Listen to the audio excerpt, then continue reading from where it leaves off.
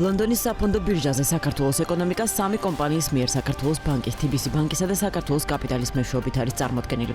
მიმდინარე კვირას სამივე კომპანიამ ზრდით დახურა, უფრო დეტალურად შედეგები ასე ნაწილდება. საქართველოს ბანკის ჯგუფის აქციების ფასი 6.36%-ით გაიზარდა და ამჟამად ერთი აქციის ღირებულება 76 გირვანკა სტერლინგს აღწევს. კომპანიის საბაზრო კაპიტალიზაცია 3 მილიარდ 700 მილიონი გირვანკა სტერლინგია. ბოლო 6 თვეში კომპანიის აქციების ფასი 42.42%-ით არის გაზრდილი. TBC ბანკის ჯგუფის აქციების ღირებულება 3.38%-ით გაიზარდა. ბანკის ერთი აქცია 44.4 გირვანკა სტერლინგი ღირს. მათი საბაზრო კაპიტალიზაცია 2 მილიარდ 400 მილიონი გირვანკა სტერლინგია. ბოლო 6 თვეში კომპანიის აქციების ფასი 5.21%-ით გაიზარდა. რაც შეეხება საქართველოს კაპიტალის აქციებს, ის 0.21%-ით გაიზარდა. შედეგად ერთი აქციის ფასი 23.55 გირვანკა სტერლინგია. კომპანიის საბაზრო კაპიტალიზაცია მილიარდ 100 მილიონ გირვანკა სტერლინგს შეადგენს. ბოლო 6 თვეში მათი აქციების ფასი 59.99%-ით გაიზარდა.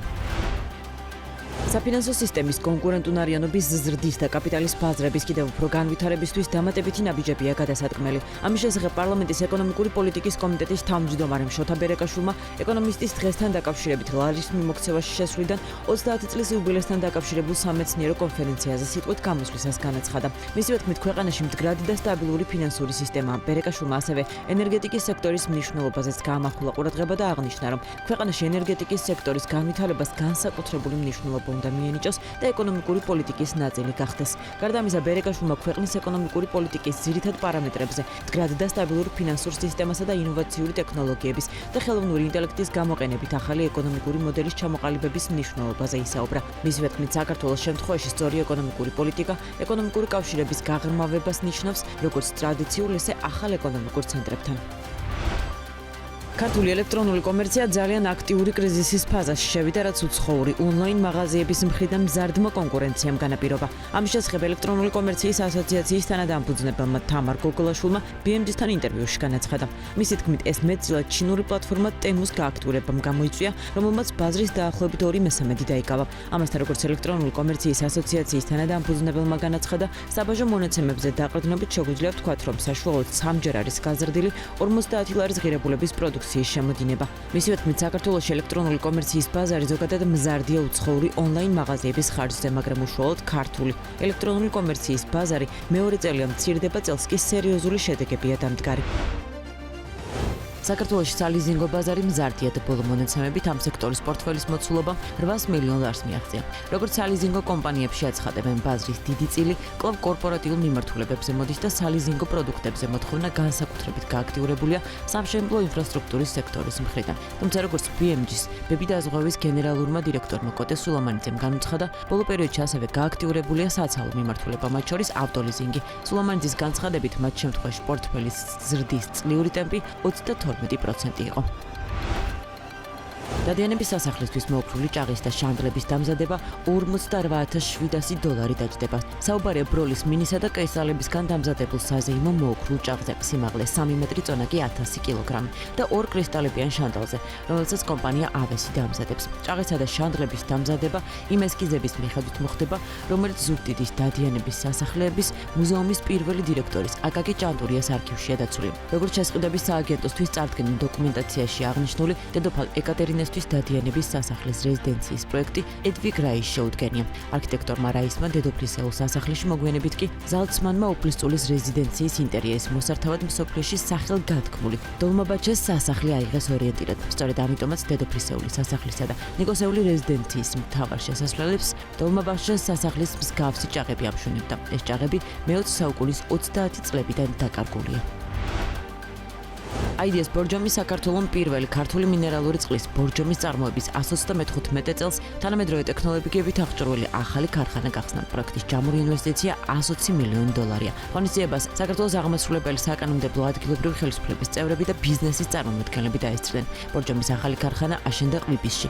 ყოფილი ნომერ მეორე ჩამოსასხმელი ქარხნის ტერიტორიაზე საწარმოს საერთო ფართობი 48,000 კვადრატულ მეტრს შეადგენს. მასშტაბითა და წარმოების შესაძლებლობებით საქართველოში ის ყველაზე დიდია. ჩამომსხმელ სექტორში საწყის ეტაპზე ქარხნის სიმძლავრე 750 მილიონი ბოთლია წელიწადში, ხოლო 2030 წლისთვის მილიარდ ბოთლს მიაღწევს.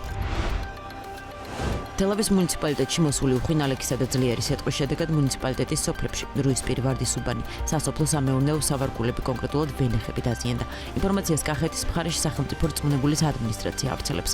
მათივე ცნობით, პირველადი მონაცემების საფუძველზე სოფელ რუისპირში სიტყვის შედეგად დაზიანებულია 100 ჰექტარი ვენახი ფართობი, ხოლო ვარდისუბანში დაზიანდა 50 ჰექტარი ვენახის ფართობი. ქვეყნის ეროვნული სააგენტოს წარმომადგენლებთან ერთად კოორდინირებულ რეჟიმში მიმდინარეობს დაზიანებული ვენახების შეფასება, რის შემდეგაც მოხდება შესაბამისი ღონისძიებების გატარება. კერძოდ, სახელმწიფო საწარმო შპს მოსავლის მართვის კომპანიამ მზად არის სიტყვისგან დაზიანებული ყურძენი მიიღოს 1 კილოგრამი ერთ ლარად სხვადასხვა ლოკაციაზე.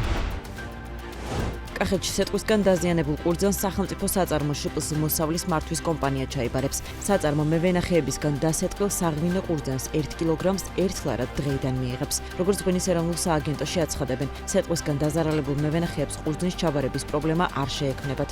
თელავისა და ახმეტის მუნიციპალიტეტში მოსული უხვინ ალექსისა და ძლიერი სიტყვისგან სასოფლო-სამეურნეო სავარგულები, მათ შორის პირველადი მონაცემებით 150 ჰექტრამდე ვენახის ფართობი დაზიანდა. მმართველის საკოორდინაციო შტაბი 24 საათიან რეჟიმში მუშაობს. ყველაფერი მობილიზებულია იმისთვის, რომ დაზარალებულმა მევენახეებმა შეუფერხებლად შეძლონ მოსავლის დაბინავება. წერია მათ მიერ გავრცელებულ ინფორმაციაში. 1 ოქტომბრიდან მზის მიკრო, მცირე და საშუალო სიმძლავრის ელექტროსადგურები ქსელში ინტეგრაციას ნეტო აღრიცხვის სისტემის ნაცვლად ნეტო დარიცხვის რეგულაციის ფარგლებში შეძლებენ. ნეტო აღრიცხვისგან განსხვავებით, რომელიც მომხმარებელს აძლევს შესაძლებლობას გამოიყენონ ქსელში გადაცემული ჭარბი ელექტროენერგია მომავალი მოხმარებისთვის, ნეტო დარიცხვა გულისხმობს ქსელში მიწოდებული და მოხმარებული ელექტროენერგიის ცალ-ცალკე აღრიცხვას და ფინანსურ ანაზღაურებას. მზის ენერგიის განვითარების ასოციაციის თანადამფუძნებელი თორნიკე დარჯანი ამბობს, რომ აღნიშნული მოდელი უფრო მეტად საწარმოების და სხვა იურიდიული პირების შემთხვევაში იმუშავებს და ფიზიკური პირებისთვის ისეთივე მიმზიდველი არ იქნება, როგორც ნეტო აღრიცხვის სისტემაა. აღრიცხვისგან განსხვავებით ნეტო დარიცხვა კიდევ იმას ნიშნავს, რომ ქსელში სიჭარბე რაც გადაგვივა, იმას შეისყიდის გამანაწილებელი კომპანია ან თავისუფალი მიმწოდებელი, რა თქმა უნდა, დაბალ ფასად. ენერგოპრო 5.5 თეთრად, თელასი 8.5 თეთრად ეხლა რასაც გვეუბნებიან. მომავალში თუ შეიცვლება ეს ტარიფები, არ ვიცი, თუმცა დღეს ეს მოცემულობა გვაქვს. რა თქმა უნდა, გაქვთვის მოდელი ერთ-ერთი იქვითებოდა უფრო მიმზიდველი იყო ვიდრე ეს, მაგრამ მაინც ვფიქრობთ, რომ ეს მოდელი იმუშავებს განსაკუთრებით იურიდიული პირებისთვის, ან საწარმოებისთვის, რომლებსაც თავიანთი მოხმარება და ჩვენი გამომუშავება ერთმანეთს ემთხვევა. ფიზიკური პირები ჩვენ და ასე თქვა სამწუხაროდ დღის განმავლობაში ვართ გასულები საქმეზე და მთლიანი ეს გენერაცია რაც კი ხდება, თითქმის 90% ქსელში გადაედინება. ანუ აი ეს გამოწვევა გვაქვს ზუსტად ფიზიკურ პირებთან მიმართებით, რომ ფაქტიურად მათ სულ სიჭარბე ექნება და სულ ქსელში გადაუვათ და სულ მოუწევთ, რომ ეს იაფად გაყიდონ.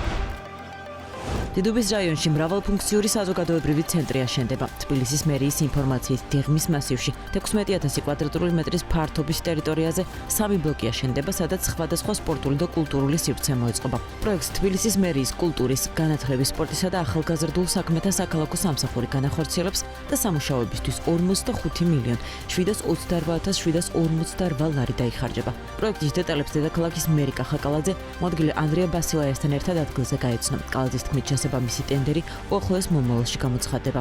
მერიის ინფორმაციით, შენობაში ასევე განთავსდება საკონფერენციო სივრცე, სასწავლო აუდიტორიები, სასტუმრო ნომრები, სპორტული მაღაზია, ფარიკაობის დარბაზი, მხატვრული ტანვარჯიშისა და ცეკვის დარბაზები. განათლების ხარისხის განვითარების ეროვნულმა ცენტრმა 2026-30 წლების სტრატეგიის პროექტი წარადგინა. ამის შესახებ განათლების სამინისტრო იტყობინება, რომლის მიერ გავრცელებულ პრეს-რელიზში აღნიშნულია, რომ პრეზენტაციას განათლების მინისტრის მოადგილე ზვიად გაბისონიაც დაესწრო, თუმცა არაფერია ნათქვამი პროექტის დეტალებზე.